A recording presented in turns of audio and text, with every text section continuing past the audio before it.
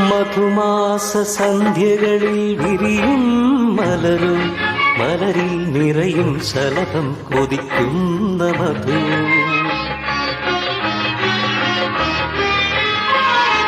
മധുമാസ സന്ധ്യകളിൽ വിരിയും മലരും മലരിൽ നിറയും ശലഭം കൊതിക്കുന്ന മധു.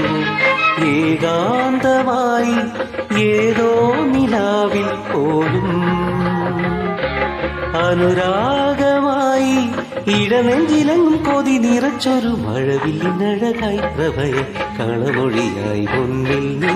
ഓ ചാരികേ ഈ വിശ്വസൗന്ദര്യമേ